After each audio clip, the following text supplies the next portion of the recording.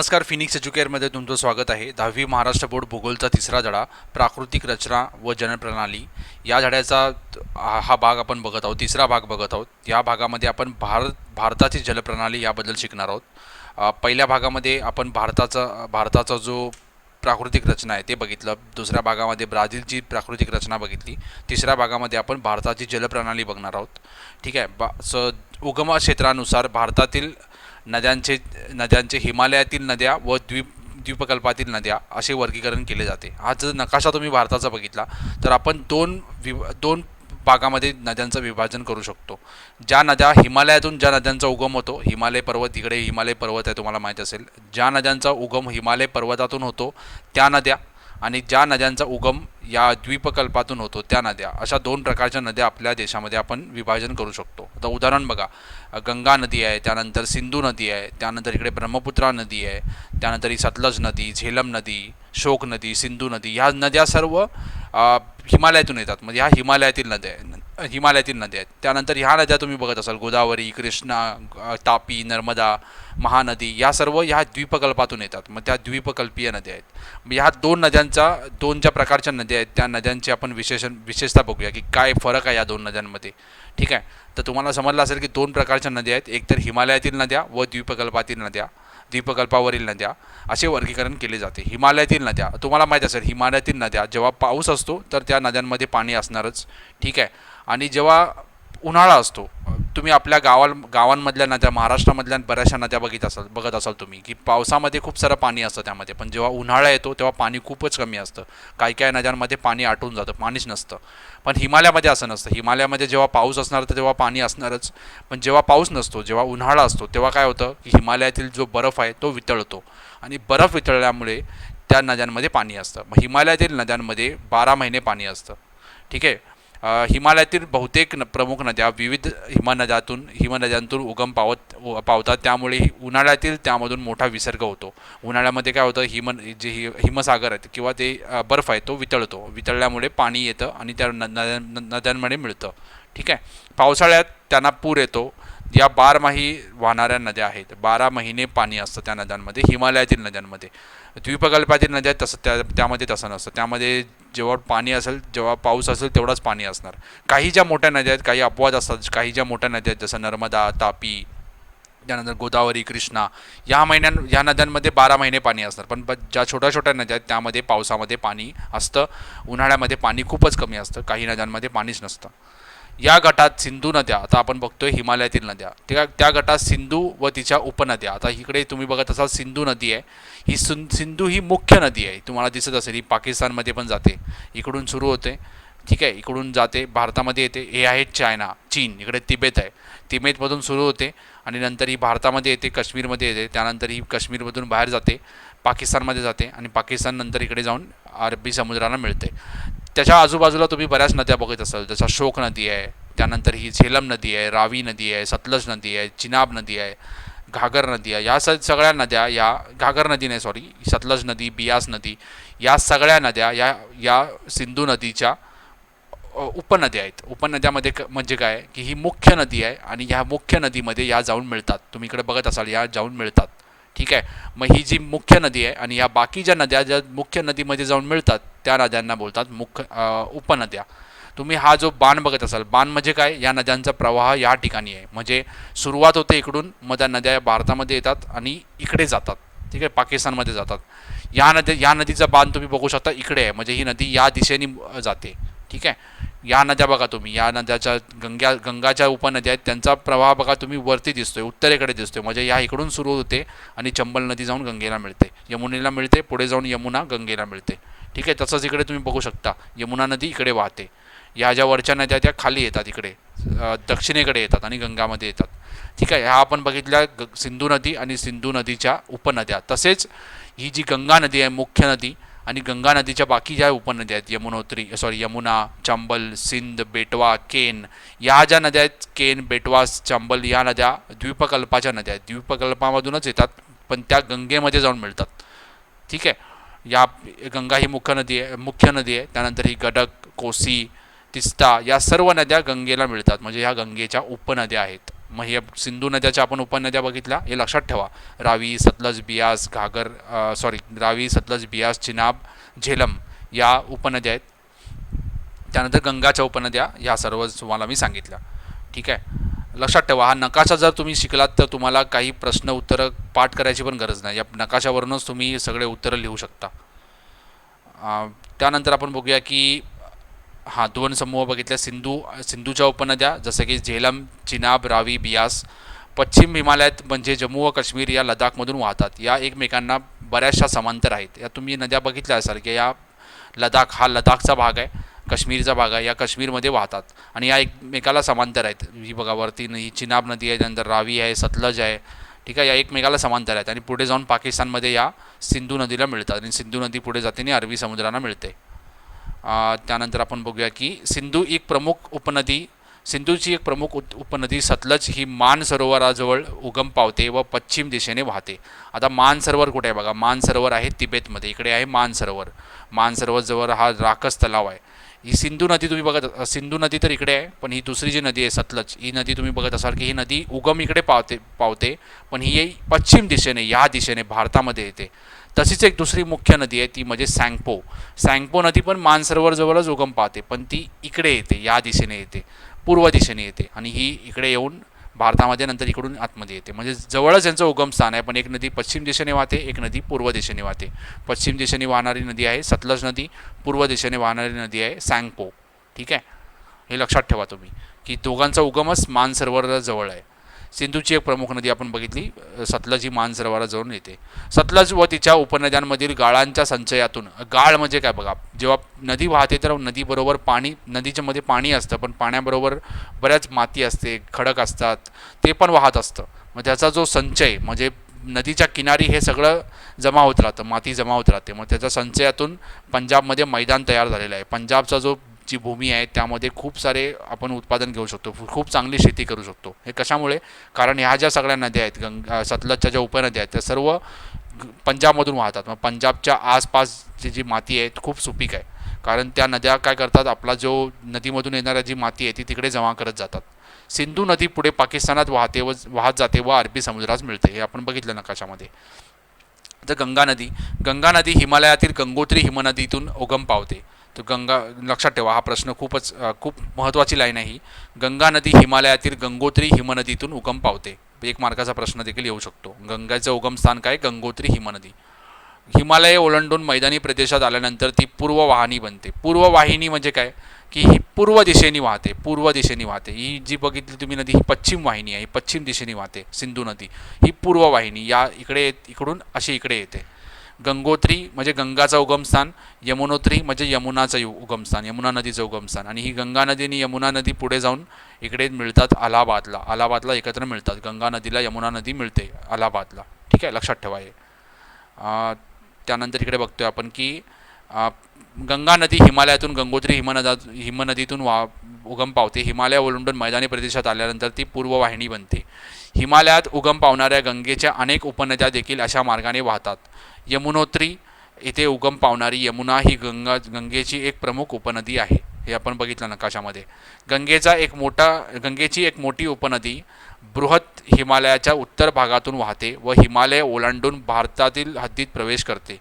हिमालयातून वाहते तेव्हा ती सँगपो नावाने ओळखली जाते. हिमालय ओलांडणाऱ्या तिच्या प्रवाहास दिहांग असे नाव आहे. पूर्वीकडे वाहणाऱ्या नदीस ब्रह्मपुत्रा असे संबोधतात. या सँगपो, दिहांग, ब्रह्मपुत्रा ही नदी एकच आहे, पण वेगवेगळ्या भागात तिचं वेगवेगळं नाव आहे. जसं आपण या नकाशामध्ये बघू शकता की ही जी नदी आहे, ही तुम्हाला सांगितलं मानसरोवर जवळ एक नदी उगम पावते, त्या नदीचं नाव आहे सँगपो. ठीक आहे, सँगपो म्हणजे तिबेतमध्ये त्या नदीचं नाव आहे सँगपो जेव्हा इकडे येते आणि इकडे हिमालयाच्या इकडे एक शिखर आहे, नामच्या बर्वा नाव आहे त्याचं, नामच्या बर्वाच्या इकडे एक असा टर्न घेऊन भारतामध्ये येते. भारतामध्ये त्या नदीचं नाव असतं दिहांग. त्याच नदीचं नाव भारतामध्ये दिहांग अरुणाचल प्रदेशमध्ये नाव असतं दिहांग. पुढे जेव्हा ती आसाममध्ये येते तेव्हा त्या नदीचं नाव बनतं ब्रह्मपुत्रा. म्हणजे ही तिन्ही नद्या एकच आहेत, पण त्यांचं वेगवेगळ्या ठिकाणी वेगवेगळं नाव आहे. इकडे सँगपो, इकडे दिहांग, इकडे ब्रह्मपुत्रा. पुढे इकडे ही नदी येते आणि इकडून बघा, इकडून गंगा नदी वाहते, गंगा नदी इकडे येते आणि इकडून ब्रह्मपुत्रा येते. ह्या दोन्ही नद्या इकडे येऊन मिळतात. ठीक आहे. त्यामुळे या पुस्तकात असं लिहिलं आहे की ब्रह्मपुत्रा ही गंगेची उपनदी आहे, पण ब्रह्मपुत्रा पण खूप मोठी नदी आहे. ठीक आहे, खूप सारं पाणी ब्रह्मपुत्रामध्ये असतं. मग तुम्ही बघत असाल की ब्रह्मपुत्रामध्ये पण पाणी असतंय, गंगामध्ये पण पाणी असतंय, आणि पाण्याबरोबर काय असतं, पाण्याबरोबर माती पण असते, दगड पण असतात नद्यामध्ये. नदी जशी जशी पुढे पुढे येते, इकडे नदीचा जो प्रवाह आहे खूप फास्ट असतो, खूप नदीचं पाणी खूप वेगाने पुढे पुढे जातं. पण जशी जशी नदी समुद्राच्या जवळ येते त्याचा वेग कमी होत जातो. ठीक आहे, नदीचा आकार पण खूप मोठा असतो, नदीचा वेग पण कमी होत जातो. जसा जसा नदीचा वेग कमी जातो तर नदीमध्ये जी माती असते, जे दगड असतात, ते काय होतात, नदी काय करते, जमा करत जाते. जमा केल्यामुळे तुम्ही इकडे बघत असाल, इकडे बेट तयार झाले, छोटे छोटे बेट तयार झालेत. ठीक आहे, इकडे तुम्ही बघत असाल की ब्रह्मपुत्रा नदी आणि गंगा नदी, मग हा जो बांगलादेश देश आहे, बांगलादेशमध्ये ह्या दोन्ही नद्या एकत्र मिळतात. ठीक आहे, बांगलादेशमध्ये तुम्ही बघत असाल की खूप सारे असे छोटे छोटे बेट आहेत इकडे, इकडे पण काही बेट आहेत, इकडे भारताच्या पण इकडे काहीतरी काही काही बेट आहेत. ठीक आहे.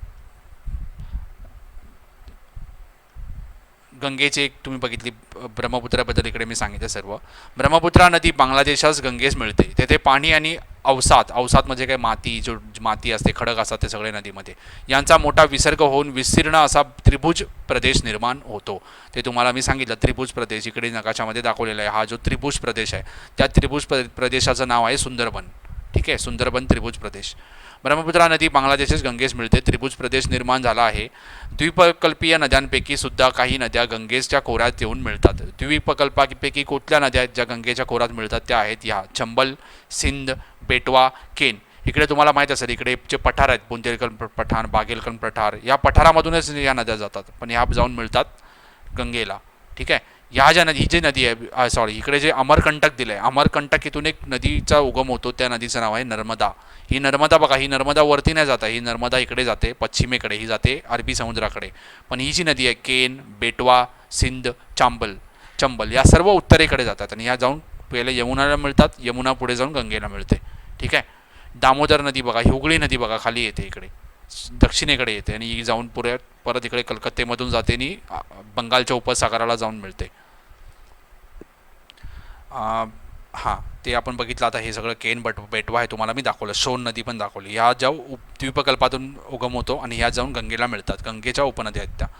आता द्वीपकल्पीय नद्या, आता हिमालय नदीमध्ये आपण बघितलं की त्यामध्ये 12 महिने पाणी असतं, पण तसं द्वीपकल्पीय नद्यांमध्ये नसतं. द्वीपकल्पीय नद्यांचे वर्गीकरण पश्चिम वाहिनी व पूर्व वाहिनी. पश्चिम वाहिनी म्हणजे काय, ज्या समजा हे एक आपला देश आहे, ते इकडे अरबी समुद्र आहे आणि इकडे बंगालचा उपसागर आहे. मग ज्या नद्या इकडे वाहतात, पश्चिम दिशेने वाहतात, त्यांना म्हणतात पश्चिम वाहिनी. ज्या नदीच्या वाहिनी पश्चिम दिशेने आहे, ठीक आहे, ज्या अरबी समुद्राला मिळतात, आणि इकडे आहे बंगालचा उपसागर, म्हणजे बंगालच्या उपसागराला पूर्व वाहिनी नद्या अशा मिळतात. द्वीपकल्पाच्या पश्चिम भागात पश्चिम घाट हा महत्त्वाचा जलविभाजक म्हणजे काय बघा, एक डोंगर असतो. डोंगर काय करतो, समजा आपण इथे बघूया, इकडे आपल्या इकडे पश्चिम घाट आहे. ठीक आहे, तुम्ही इकडे बघत असाल, ही जी नदी आहे, कृष्णा, भीमा, गोदावरी, या सर्व नद्या सुरू होतात पश्चिम घाटातून. पश्चिम घाट इकडे जो आहे, पश्चिम घाट काय करतो की पाण्यामध्ये अंतर करतो, पाण्यामध्ये डिव्हिजन, इंग्लिशमध्ये आपण म्हणतो डिव्हिजन करतो, बंटवारा करतो, की इकडे अर्ध्या नद्या इकडे वाहतात, अर्ध्या नद्या इकडे वाहतात. म्हणजे हेनी काय केलं, पाण्याचं विभाजन केलं, जलाचं विभाजन केलं. म्हणजे ही कृष्णा नदीची सुरुवात होते महाबळेश्वर इथून. ठीक आहे, इकडून सुरुवात होते, पण ही वाहते कुठे, या साईडला इकडे बंगालच्या उपसागराकडे. ठीक आहे, म्हणजे यांनी काय केलं, पश्चिम घाटाने काय केलं, या नदीचं विभाजन केलं, जलाचं विभाजन केलं. काही पाणी इकडे जातात, काही नदी. आणि महाबळेश्वरमधून अजून एक नदीचा उगम होतो, ती आहे सावित्री नदी. ती महाड, तुम्हाला माहीत असेल, रायगडमध्ये जे महाड आहे तिकडून वाहते. पण त्या नदीचं पाणी कुठे येतं, अरबी समुद्रामध्ये. म्हणजे पश्चिम घाटाने काय केलं, जलाचं विभाजन केलं, काही नद्या इकडे वाहतात, काही नद्या इकडे वाहतात. ठीक आहे, असे इकडे पण आहे, जो पूर्वेचा जो घाट आहे तो पण एक जलविभाजक म्हणून काम करतो. ठीक आहे, म्हणजे बरेचसे डोंगर असे जलविभाजकाचं काम करतात. सॉरी, हां, त्यानंतर बघितलं आपण की विसर्ग पावसामुळे, सॉरी, द्वीपकल्पीय नद्यांचे वर्गीकरण पश्चिम वाहिनी व पूर्व वाहिनी असे केले जाते. द्वीपकल्पीय पश्चिम भागात पश्चिम घाट हा महत्त्वाचा जलविभाजक आहे.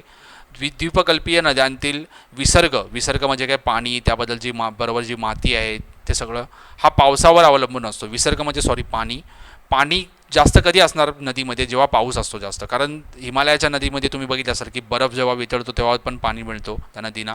पण इकडे असं नसतं, इकडे फक्त पाऊस जास्त असेल तर जास्त पाणी, पाऊस कमी पडला तर पाणी कमी. यामुळे या नद्यांच्या खोऱ्यात पूर येत नाही जास्त. का, कारण पाणी त्याला फक्त पावसामुळे मिळतं. पाऊस जर खूपच झाला तर नदीला पूर येतो. ठीक आहे. जास्त पुराची परिस्थिती जास्त नसते. पुराच्या आपत्तीचा धोका सहसा नसतो. या नद्या हंगामी स्वरूपाच्या आहेत. हंगामी म्हणजे काय की 12 महिने त्यामध्ये पाणी नसतं. ठीक आहे. पावसाच्या हंगामात पाणी असणार, नंतर पाणी नसणार. पश्चिम घाट व अरबी समुद्र या दरम्यान वाहणाऱ्या नद्यांची लांबी कमी असते आणि प्रवेग जास्त असतो. की पश्चिम घाट तुम्हाला जे सांगितलं मी, पश्चिम घाट इकडे जो पश्चिम घाट आहे आणि इकडे जे अरबी समुद्र आहे, मग पश्चिम घाटातून ज्या नद्या सुरुवात होते, या नद्या, ही जी छोटी नदी तुम्हाला दिसते, ही नदी काय इकडे जात नाही आहे. ही नदी जाते अरबी समुद्राकडे. इकडे पण जी नदी आहे इकडे जाते अरबी समुद्राकडे. ही पण जी नदी आहे अरबी समुद्राकडे जाते. म्हणजे याचा जो प्रवाह आहे खूप छोटा आहे. तुम्ही जर तुलना केली की भीमा नदी बघा, कृष्णा नदी बघा किती मोठी आहे आणि ही नदी बघा किती छोटी आहे. म्हणजे या पश्चिम घाटातून ज्या नद्यांना सुरुवात होतं आणि ती जाते अरबी समुद्राकडे, मग त्या नद्यांचा प्रवाह खूप छोटा असतो. या इकडे जाणाऱ्या नद्यांचा प्रवाह खूप मोठा असतो. ठीक आहे. हे तुम्हाला नकाशा बघून पण समजून जाईल आणि कॉमन सेन्स आहे, कारण खूप कमी जागा असते तिकडे जाण्यासाठी. पश्चिम घाट व अरबी समुद्रादरम्यान वाहणाऱ्या नद्यांची लांबी कमी असते व प्रवेग जास्त असतो.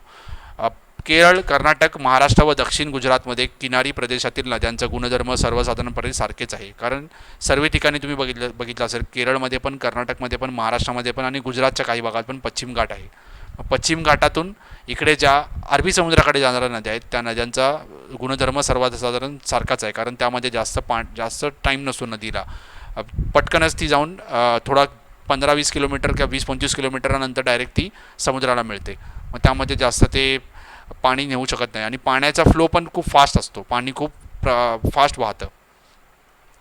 उत्तर गुजरातमधील खंबाटच्या आखातीत किनाऱ्यावर येणाऱ्या मिळणाऱ्या नद्या हा वेगळा गट आहे. आता या खंबाटचा आखात बघूया आपण. हे जे आहे खंबाटचा आखात, त्यामध्ये तुम्ही बघितलं असाल नर्मदा, तापी या ज्या नद्या आहेत या पश्चिमेकडे वाहत आहेत. अमरकंटकमधून नर्मदा सुरू होते आणि तापी पण इकडून सुरू होते. मग ही नदी येते या ठिकाणी, आखात, खंबाटचा आखात आहे तिकडे मिळते.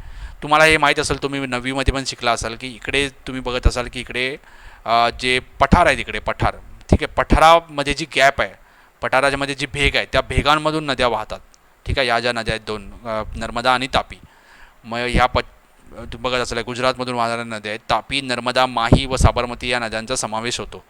या नद्यांचा वेगळा गट आहे. या नद्या कुठे येतात? या नद्या येतात अरबी समुद्राकडे. तापी व नर्मदा या खचदरीतून, खचदरी म्हणजे काय, दोन पठाराच्या मध्ये जी गॅप असते त्या खचदरीतून वाहतात. हे तुम्ही 9वीच्या पुस्तकात बघितलं तर तुम्हाला समजेल. 9वीचा भूगोलचं पुस्तक. वाहतात असे मानले जाते. माही नदी ईशान्य नैऋत्य दिशेने वाहते व आरवलीच्या दक्षिण उतारावर उगम पावणारी साबरमती उत्तर दक्षिण दिशेने वाहते. आता माही नदी आणि साबरमती नदी कुठे आहे बघूया आपण. ही आहे माही नदी आणि ही आहे साबरमती नदी. ती उत्तर दक्षिण अशा प्रवाह आहे तिचा. ठीक आहे. माही नदीचा बघा असा प्रवाह आहे. दोन्ही येऊन खंबाटच्या आखाडात मिळतात. दुसरी एक नदी आहे लुनी नदी.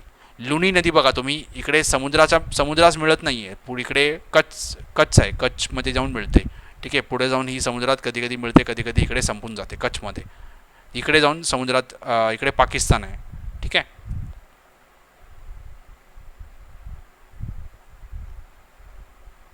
हां, तापी व नर्मदा हे तुम्ही बघितलं. त्यानंतर आपण त्यांची दिशा बघितली कसे वाहतात. त्यानंतर इकडे बघा लुणी नदीबद्दल दिलेलं आहे. याशिवाय अरबी समुद्रास मिळणारी नदी म्हणजे आरवलीच्या पश्चिम उतारावर उगम पावणारी लुणी नदी होय. ही नदी अरबी समुद्रास कच्छच्या आखातात मिळते. कच्छचा जो आखात आहे, कच्छचं जो रण आहे, रण ऑफ कच्छ आहे, तिकडे जाऊन मिळते. बंगालच्या उपसागरास मिळणाऱ्या नद्या. द्वीपकल्पाच्या बराचसा प्रदेश बंगालच्या उपसागराच्या पाणलोट क्षेत्राचा भाग आहे. त्यामध्ये गंगेशिवाय महानदी, गोदावरी, कृष्णा व कावेरी या प्रमुख नद्यांचा समावेश होतो. आता ही जी गोदावरी नदी आहे ही गंगेनंतर सर्वात महत्त्वाची नदी आहे. हिला दक्षिण गंगासुद्धा म्हणतात गोदावरी नदीला. गोदावरी नदीनंतर ही कृष्णा नदी आहे. त्यानंतर इकडे तुम्ही बघू शकता कावेरी नदी आहे. त्यानंतर इकडे ही जी दामोदर नदी आहे, महानदी आहे, ह्या सर्वात महत्त्वाच्या नद्या आहेत. पण ह्या द्वीपकल्पाच्या नद्या आहेत. ठीक आहे. हां, त्यानंतर बघा इकडे दिलेलं आहे,